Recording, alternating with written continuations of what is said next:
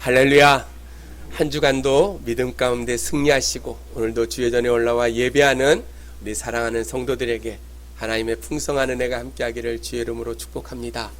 오늘 우리에게 주시는 사무엘상 12장 1절로 5절의 말씀을 중심으로 하나님 앞에서 살자라는 제목으로 말씀을 증거할 때 함께 은혜를 나누는 귀한 시간이 되어졌으면 좋겠습니다. 제가 요즘 주일마다 사무엘상을 설교하고 있어요. 요즘 사무엘상을 묵상하면서 하나님이 주시는 은혜를 누리고 우리가 과연 믿음 안에 산다는 것이 무엇인가, 지난주에 어떤 삶을 살까라는 제목으로 우리가 말씀을 나눴어요. 오늘은 하나님 앞에서 살자라는 제목으로 말씀을 나누려고 합니다. 성경에 보면 많은 인물들이 등장하고 있어요. 혹시 여러분 몇 명이나 등장하는지 아십니까? 몇 명이나 성경에 기록되어 있을까요? 이름이. 성경 계보에 기록되어 있는 아주 중요한 사람이 어떤 분이 계수해 보니까 2198명. 그 위에 한 번 이름이 나온 사람은 얼마나 많은지 제대로 세지는 못했다라고 이야기해요.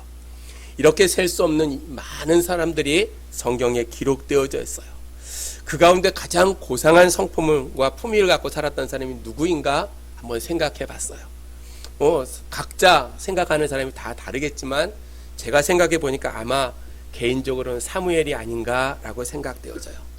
기도하는 어머니 한나에게서 태어나서 평생 하나님의 나라에 들어갈 때까지 평생 신실한 삶을 살았던 사람이 바로 사무엘이라는 사람이에요. 사무엘은 사사시대의 그러한 인물입니다. 사사시대는 여호수아가 죽은 이후에 이스라엘의 초대 왕이었던 사울왕이 등극하기 이전까지 약 340년의 기간을 우리가 사사시대다라고 이야기해요. 그때는 왕이 없었고 하나님이 선택하신 사사를 통해서 직접적으로 통치하는 그러한 신정시대였어요.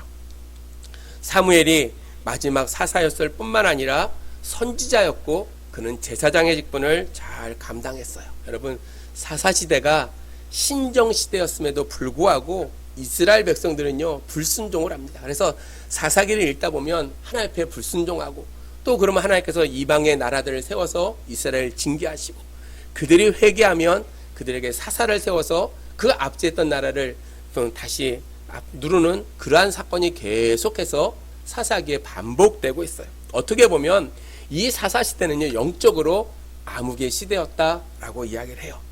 사무엘은 이렇게 흑암 가운데 있었던, 혼란 가운데 있었던 그러한 사사시대에 아주 쿨하게 하나님만을 섬기고 하나님만을 따르고 하나님께 신실하게 살았던 사람이 바로 사무엘이었어요. 여러분, 요즘 시대가요 아무런 영적으로 암흑시대라고 생각되어져요.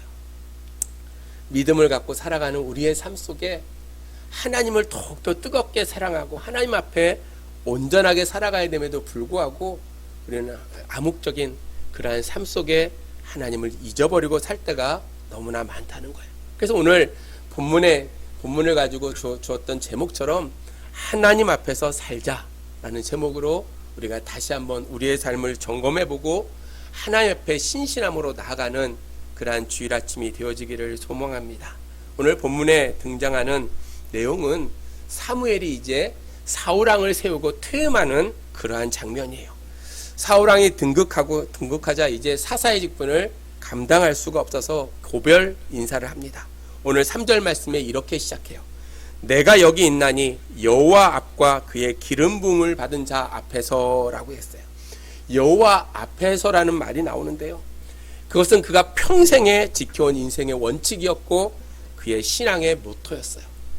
사무엘은요 늘 하나님 앞에서 살았어요.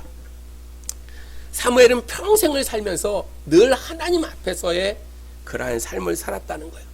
하나님 앞에서라는 말은 성경에 자주 등장합니다. 라틴어로 우리가 잘 아는 코람데오가 바로 이 하나님 앞에서예요. 코람데오. 장로교의 창시자였던 칼빈은 그의 신앙의 모토를 이 코람데오로 삼고 그는 날마다 종교개혁에 힘을 썼다는 거예요. 이 코람데오를 한자어로 이야기하면요 신전의식이에요. 하나님 앞에서의 삶이라는 거예요. 여러분, 우리가 구체적으로 하나님 앞에서의 삶이 무엇일까 생각해 보면 하나님이 지켜보시는 것 앞에서 살아가야 된다는 거예요. 하나님의 임재하심을 날마다 경험하면서 우리는 살아가야 된다는 거예요. 사랑하는 성도 여러분, 하나님의 인지하심을 날마다 경험하면서 살아가고 계십니까? 하나님이 지켜보심을 날마다 우리가 인식하면서 의식하면서 우리가 살아가고 있냐고요. 레오나르도 다빈치가 그렸던 모나리자라는 그림이 있습니다. 여러분 누구나 다 한 번쯤은 보셨을 거예요. 신비의 미소 때문에 아주 유명한 그러한 작품이에요. 근데 미소도 중요하지만 더 중요한 것은 이 모나리자라는 작품을 바라보면요, 어느 시선에서 그 작품을 바라봐도 모나리자의 눈이 관람객의 눈과 마주친다는 거예요. 아주 특이한 명암 대조법으로 그렸기 때문이에요. 내가 어느 곳에서 모나리자를 바라봐도 모나리자의 눈이 그 관객의 눈과 마주친다는 거예요. 여러분, 하나님의 시선이 이와 같다고 생각되어져요. 내가 어디서 무엇을 하든지 항상 나를 향해 바라보고 계신다는 거예요. 사무엘은요, 그것을 알았어요. 평생에 하나님의 시선을 날마다 의식하면서 그는 살았기 때문에 그는 승리의 삶을 살았다는 거예요. 사랑하는 성도 여러분, 하나님의 시선을 날마다 의식하고 그 안에서 날마다 코람데오의 그러한 삶을 살아갈 수 있는 우리 성일교회 성도들이 되어지기를 주님의 이름으로 축복합니다. 그러면 사무엘이요, 하나님 앞에서 살았다는 것이 구체적으로 어떠한 내용인지를 한 3가지로 생각하면서 저와 여러분도 부족하지만 사무엘처럼 하나님 앞에서 날마다 살아갈 수 있는 그러한 신실한 하나님의 일꾼들이 되어지기를 주님의 이름으로 축복합니다. 먼저 사랑의 하나님 앞에서 날마다 평안한 삶을 살았다는 거예요. 사무엘은요, 늘 하나님의 그 사랑 앞에서 그는 살았어요. 늘 하나님의 그 사랑의 시선을 날마다 인식하면서 평안한 삶을 살았던 사람이 바로 사무엘이라는 거예요. 비록 사무엘의 인생을 바라보며 젖을 떼자마자 그는 부모에게서 떨어졌어요. 한나가 자식이 없어서 하나님 앞에 간절히 기도하면서 자식을 하나 주시면 그를 하나님께 바치겠습니다 라고 서원한 대로 그는 젖을 떼자마자 이 사무엘을요, 엘리 제사장에게 드렸어요. 여러분, 지금으로 얘기하면 조기 유학을 보낸 거예요. 엘리 제사장에게 보내진 사무엘은요, 철저하게 제사장의 수업을 잘 받았어요. 그래서 그의 모습을 사무엘상 2장 21절에 보니까 아이 사무엘이 여호와 앞에서 자라니라 라고 했어요. 여러분, 엘리 제사장 앞에서 자란 것이 아니고요, 여호와 앞에서 자라니라 라고 기록해요. 여호와 앞에서 자란다는 것은 하나님의 사랑의 시선을 날마다 바꿔서 자랐다는 거예요. 또한 사무엘상 2장 26절에 보니까 그 의미를 이렇게 설명합니다. 사무엘이 점점 자라매 여호와와 사람들에게 은총을 더 받은지라. 하나님 앞에서 살 때 하나님의 사랑의 시선을 받을 때요, 이 사무엘이요, 여호와 앞에서 뿐만 아니라 사람에게서도 날마다 은총과 은혜를 누리고 살았다는 거예요. 비록 부모를 떠났지만 하나님의 사랑을 날마다 받았기에 그의 평생에 평안한 삶을 살았다는 거예요. 사랑하는 성도 여러분, 하나님은 당신의 자녀들을 향해서 늘 사랑의 시선을 놓지 않고 계세요. 오늘도 저와 여러분을 사랑의 눈길로 바라보고 계시다는 거예요. 그래서 시편 34편 15절에 보니까 여호와의 눈은 의인을 향하고 그의 귀는 그들의 부르짖음에 기울이시는도다 라고 했어요. 하나님이 매 순간마다 나를 지켜보시니까 안심이 되어진다는 거예요. 반대로요, 하나님을 떠나버리면요, 하나님의 시선에서 멀어지면 그 인생에 날마다 불안이 다가온다는 거예요. 아벨을 죽였던 가인은요, 창세기 4장 16절에 보니까 가인이 여호와 앞을 떠나서 에덴 동쪽 롯 땅에 거주하더니 라고 설명하고 있어요. 하나님 앞을 떠났다는 것은요, 하나님의 시선에서 벗어났다는 거예요. 그래서 그가 간 땅이 롯이에요. 롯은 유리하다, 방황하다 라는 뜻이에요. 여러분, 하나님을 떠난 사람들은요, 늘 불안한 마음을 가지고 살게 되어져 있다는 거예요. 사람이 사랑의 시선을 날마다 받으면요, 정서가 안정되고 마음이 평안해요. 반대로 사랑을 받지 못하면 늘 불안해진다는 거예요. 미국에 있는 큰 교회에서 이제 초등학교를 부설로 만들었어요. 그리고 그 학교에 여선생의 톰슨이라는 분이 계셨습니다. 그분이 5학년을 맡았는데 자기 반 아이 중에 테스라는 아이가 있었어요. 그 아이를 유심히 바라보니까 아이들과 잘 어울리지도 않고요, 늘 혼자 멍 때리고 앉아 있고요. 학업 성취도 시험 성적도요 결코 좋지 않았어요. 그래서 어느 날 그 아이의 생활 기록을 이 선생님이 들춰봤어요. 그랬더니 이렇게 기록돼요. 1학년 때 착한 아이고 장래성이 보입니다 라고 써놨어요. 2학년 때를 보니까 조용한 아이인데 조금은 폐쇄적인 것 같습니다 라고 하고 뭐라고 붙여놨냐면 어머니가 불치병에 걸렸습니다. 3학년 생활기록부를 보니까 학업 성취도가 떨어지고 어머니는 돌아가시고 아버지는 무관심한 것 같습니다. 4학년 생활기록부를 보니까요, 아이가 장래성이 없어 보입니다. 아버지는 가출하시고 이모 밑에서 자라는데 아무리 봐도 학대를 당하는 것 같습니다 라고 기록되어져 있는 거예요. 그것을 읽었던 선생님의 마음에요, 너무나 마음이 아팠어요. 그래서 그날부터 학업이 끝나고 이제 남아서 개인 지도를 시작했어요. 사랑의 시선을 주기 시작하니까 이 아이가 조금씩 변하기 시작하고 얼굴에 평안이 찾아옵니다. 시간이 흘러서 성탄절이 되어졌어요. 선생님이 숙제를 내요. 여러분, 저를 위해서 조그만 선물을 하나씩 갖고 왔으면 좋겠습니다 라고 이야기를 했어요. 그때 아이들이 각자의 선물을 다 가지고 왔어요. 이 테스라는 아이도요, 선생님을 생각하면서 두 가지의 선물을 가져왔는데 하나는 가짜 다이아몬드 목걸이였고 또 하나는 쓰다만 향수였어요. 그것을 선생님에 딱 내미니까 친구들이 막 비아냥합니다. 예쁘게 포장한 것도 아니고 쓰다만 것 같은 모습으로 보이니까 아이들이 막 뭐라고 해요. 그때 선생님이 조용히 웃으시면서 그 목걸이를 목에 걸고 그 향수를 몸에다 뿌렸어요. 그때 그 아이가 이렇게 합니다. 선생님, 그 목걸이는요, 돌아가신 저희 어머니가 차고 다니셨던 목걸이고요, 그 향수는 어머니가 쓰셨던 거예요.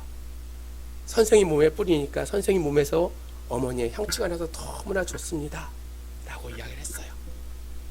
그리고 시간이 흘러서 아이가 학교를 졸업하고 7년의 세월이 흘렀어요. 한편의 편지가 옵니다. 선생님, 제가 이제 고등학교를 졸업했는데 이제 반에서 2등을 했습니다. 그리고 한 4년의 세월이 흐르고 이제 대학교를 졸업한 다음에 또 편지가 옵니다. 선생님, 제가 대학교를 과수석으로 졸업했습니다. 그리고 얼마 지나서 이렇게 편지가 옵니다. 선생님, 드디어 제가 의사가 되었습니다. 그리고 좋은 여자를 만나서 결혼을 하게 됐는데 제 옆에 어머니 자리에 우리 톰슨 선생님이 오셔서 앉아주셨으면 좋겠습니다 라고 편지를 했다고 합니다. 여러분, 이 아이의 마음에 평안을 주고요, 그 인생을 변화시킨 것은 선생님의 사랑의 시선이었어요. 사랑의 시선이 그 아이에게 비춰지니까 평안이 되어지고요, 그 인생이 새롭게 변화되어졌다는 거예요. 우리가 인생을 살면서 가장 강렬한 시선은요, 하나님의 사랑의 시선인 줄로 믿습니다. 사무엘은요, 어려서부터 그 사랑의 하나님의 그 시선을 날마다 받고 살았기에 그는 늘 평안한 삶을 살게 되어졌다는 거예요. 사랑하는 우리 성육교회 성도 여러분, 저와 여러분도 사랑의 하나님 그 앞에서 날마다 평안의 삶을 누리고 살아가기를 주의 이름으로 간절히 축원합니다. 두 번째로, 권능의 하나님 앞에서 담대한 삶을 이 사무엘이 살았다는 거예요. 사무엘은 권능의 하나님 앞에서 늘 살았어요. 그는 권능의 시선을 날마다 의식했기에 그는 날마다 담대함으로 인생을 살아갔다는 거예요. 어떻게 보면 그 당시에 사무엘은요, 지는 해예요. 왜냐하면 초대 왕을 기름 붓고 세웠기 때문에. 이제 뜨는 해는 사울이었어요. 살아있는 권력이 바로 사울 왕이었어요. 그래도 그는 사울 왕과 백성 앞에서요, 늘 담대하게 외칩니다. 우리가 사무엘상을 읽다 보면요, 왕정 정치를 요구했던 이스라엘 백성들을 향해서요, 너희들이 결코 하나님을 배반하는 행위를 하고 있다. 이제 회개해야 된다. 너희들이 만일 왕을 세워놓고도 그 왕 때문에 하나님을 잊어버리고 불순종하는 삶을 살면 하나님께 반드시 너희를 징계하실 것이다 라고 그들에게 경고했어요. 여러분, 그게 결코 쉬운 일일까요? 쉬운 일이 아니에요. 그럼에도 그가 강력하게 담대함으로 하나님의 권능의 손을 의지해서 이스라엘 백성들에게 경고하고 있다는 거예요. 그 징표가 무엇이냐면 17절로 18절에 기록되어져 있어요. 우리 같이 읽습니다. 17절로 18절입니다. 다 찾으셨습니까? 12장 17절로 18절입니다. 같이 읽습니다. 시작. 오늘은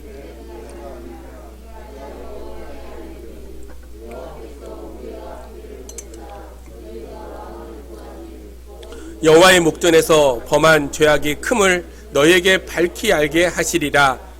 이에 사무엘이 여호와께 아뢰매 여호와께서 그날에 우레와 비를 보내시니 모든 백성이 여호와 사무엘을 크게 두려워하니라. 아멘. 밀을 베는 시기는 언제냐면 추수기예요. 추수기. 그때는 비가 오지 않는 건기였어요. 비가 한 방울도 오지 않는 시기인데 오늘 사무엘이 기도하니까 우레가 치고 비가 쏟아졌다는 거예요. 백성이 두려워하고요.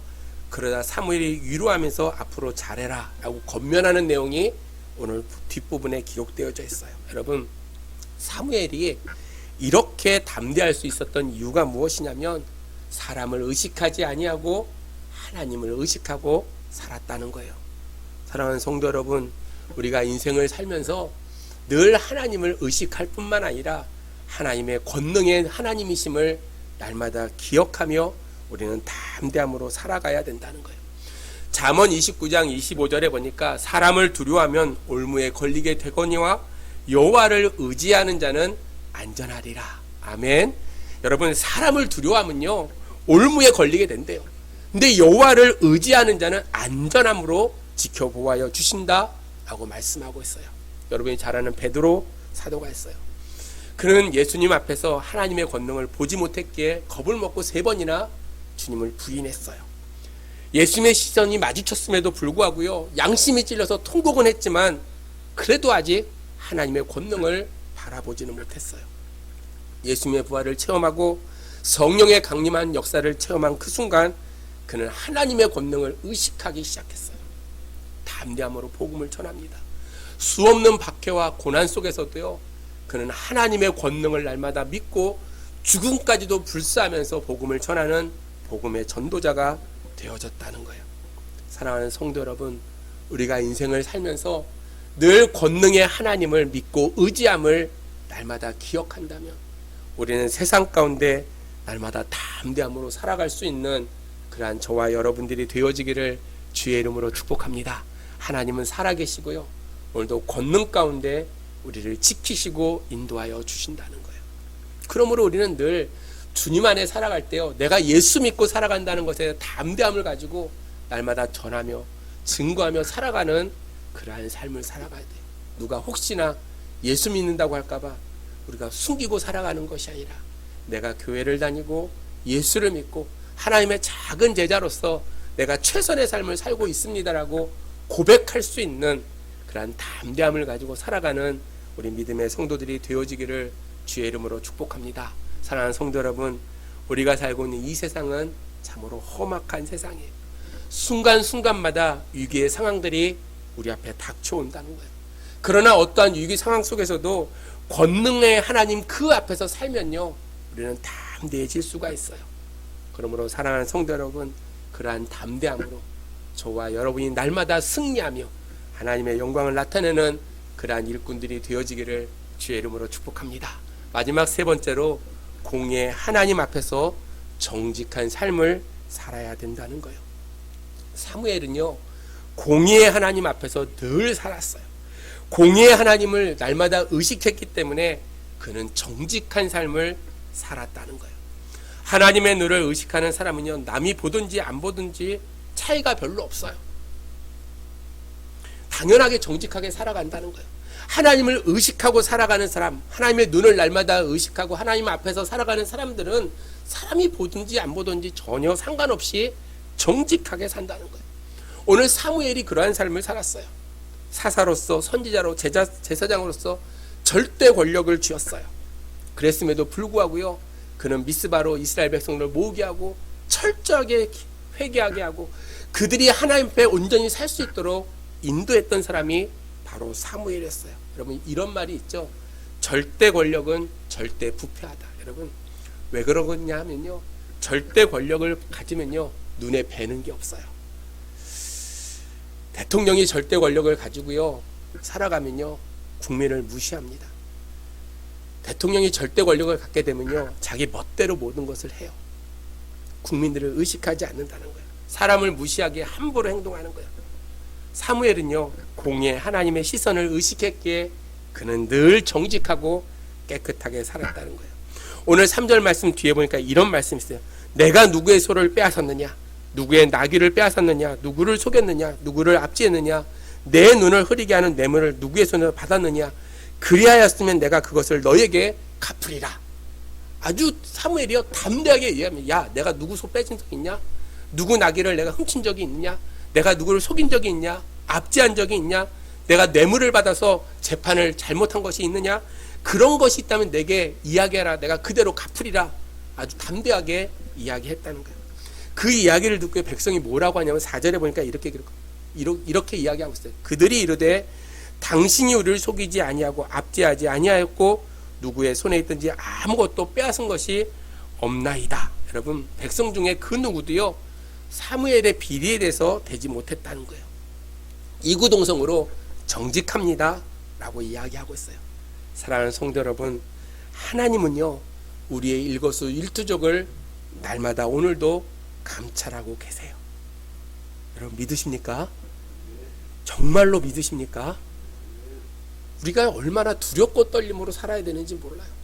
저도 그렇고요, 여러분도 그렇고요. 하나님이 우리의 일거수일투족을 다 감찰하고 계신데요, 여러분.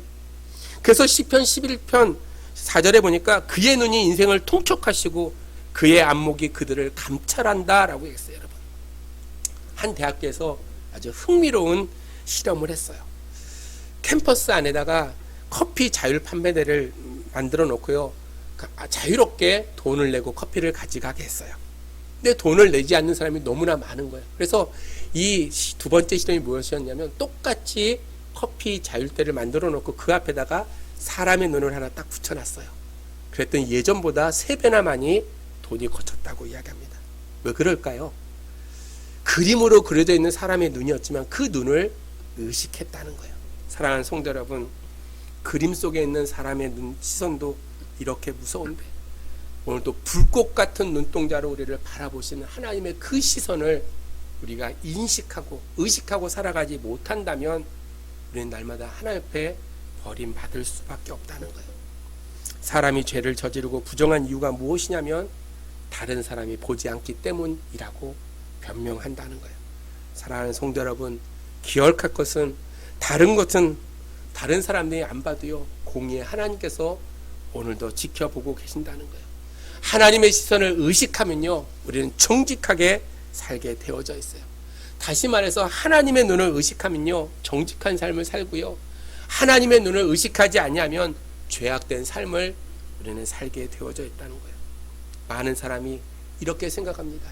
아, 정직하게 살면, 이 악한 시대에 정직하게 살면 나만 손해다 라고 생각해요. 남들은 다 부정직한 삶으로 살기 때문에 정직하게 살아가면 내가 손해볼 것 같은 그러한 마음을 가지고 손해본다 라고 생각하는 사람들이 너무 많다는 거예요. 그러나 공의의 하나님이 오늘도 지켜보고 계신다는 거예요. 하나님이 심판자로 이 세상을 예비 심판하실 것이고 장차 최후의 심판을 반드시 우리 가운데 보여주신다는 거예요. 그래서 우리가 정직하게 살면요 하나님께서 그대로 우리에게 보상해 주신다는 거예요. 여러분이 잘 아는 요셉이라는 사람이요, 어떻게 보면 노예로 팔려가서요 자기가 맡았던 가정 총무일을 너무나 열심히 했어요. 단 하나 단점이 있다면 좀 잘생겼다는 것, 좀 젊다는 것. 그 보디발의 아내가요 이 요셉을 유혹합니다. 그럼에도 하나님이 보심을 깨닫고 그가 정직하게 그 모든 것을 다 단호하게 거절해요. 거절의 결과가 무엇이냐면 그가 감옥에 갇히는 일이었어요. 그러면서 하나님께서 그의 정직함을 보시고 그를 나중에 애굽의 총리로 삼아 주셨다는 거예요. 사랑하는 믿음의 성도 여러분, 우리가 정직하게 살아야 된다는 거예요. 제가 예화를 준비하면서 우리나라 사람 중에 정직한 사람이 누가 있을까 생각했더니 한국 유리를 만들었던 고 최태섭 장로님이라는 분이 계세요. 그분은 기업을 운영하면서도 늘 기업을 정직하게 경영했을 뿐만 아니라 수많은 기부를 했던 사람이 한국 유리의 창업자였던 최태섭 장로님이세요. 6.25 전쟁 때 에피소드입니다. 그가 이제 사업을 운영하면서 대출을 받게 되어졌어요. 그래서 대출 날짜가 됐는데 그때 마침 일사후퇴, 중공군이 쳐들어와서 일사후퇴를 하는 순간이었어요. 이제 도망을 가야 되는 순간인데 이 최태섭 장로님이 오늘이 대출을 갚아야 되는 날이니까 은행에 찾아갔어요. 갔더니 은행이 난리예요. 왜? 전부 다 피난 가려고 정신이 없는 거예요. 은행원을 붙잡고 이야기합니다. 오늘이 대출금을 갚아야 되는 날인데 이 돈을 받아줬으면 좋겠습니다 라고 이야기했어요. 그랬더니 은행원이 하는 말이, 아니 지금 대출 장부가 어디 있는지 잘 모르겠고 우리가 도망가야 되기 때문에 이거 받을 수 없습니다 라고 이야기하는 거예요. 장로님이, 아닙니다, 오늘 꼭 약속한 날짜이기 때문에 오늘 갚아야 됩니다. 부득불 그분에게 자기가 갖고 왔던 대출금을 다 갚고 영수증을 받았어요. 그리고 제주도로 피난을 갔어요. 장로님이 제주도에 가가지고 무슨 사업을 했냐면 군대에 식품을 납품하는 그러한 일을 했어요. 사단장이 이 장로님이 얼마나 정직하게 하는지 날마다 이제 공급하는 양을 늘려갔어요. 도저히 그것을 감당할 수 없어서 이제 배를 사서 해야 되겠다 생각하고 이제 부산에 가서 은행에 가서 이제 대출을 받으려고 갔어요. 갔더니 은행원이 이렇게 얘기합니다. 아니 사업을 하신다는 분이 뭐 담보물건도 하나도 없고 내가 당신을 뭘 믿고 이 전쟁통에 돈을 빌려주겠습니까? 못합니다 라고 이야기를 하는 거예요. 실망한 장로님이 나오면서 잠깐 생각해 보니까 일사후퇴 때문에 갚았던 대출금이 잘 갚아졌는지 궁금해서 영수증을 가지고 그 은행을 다시 찾아갔어요. 그리고 보여주면서 이것이 잘 갚아졌는지 한번 확인해 주세요 라고 이야기했답니다. 그것을 본 순간 은행을 깜짝 놀랐어요. 그리고 이야기해요. 아니 전설적인 그분이 당신이군요. 그 은행 안에서 그 말이 얼마나 회자되는지 모릅니다. 정직한 분이라고. 은행장이 만나고 싶으시다니까 꼭 한번 만났으면 좋겠습니다. 그리고 은행장을 만났어요. 그리고 무담보로 돈을 빌려주고 그것을 통해서 사업을 해서 한국유리를 창업하게 되어졌다라고 이야기를 하더라고요. 사랑하는 성도 여러분, 이 장로님은요 하나님 앞에서 정직하게 살았어요. 요즘 시대 믿음의 성도들에게 가장 중요한 것이 정직하게 사는 거라고 생각되어져요. 한국에 기독교가 들어오고요, 초창기에는요 믿음의 사람들이 정직하게 살았어요. 평양 대붕의 역사가 나타나고요, 주일마다 모든 가게를 다 철시하고요 예배를 드렸어요. 믿음의 사람이라면 정직하다고 누구나 다 인정했어요. 요즘 시대는요 그러지 못한 것 같아요. 사랑하는 성도 여러분, 하나님이 보고 계시기에 정직한 삶을 살아야 되고, 그렇게 정직한 삶을 살아갈 때 하나님이 기억하시고 반드시 도와주신다는 사실이에요. 사랑하는 성도 여러분, 우리는 늘 하나님 앞에서 늘 정직하게 살아가기를 주의 이름으로 간절히 소망합니다. 이제 말씀을 정리합니다. 사무엘처럼 하나님 앞에 살면요 우리도 쿨하게 살 수 있어요. 행복해지고요 승리할 수 있다는 거예요.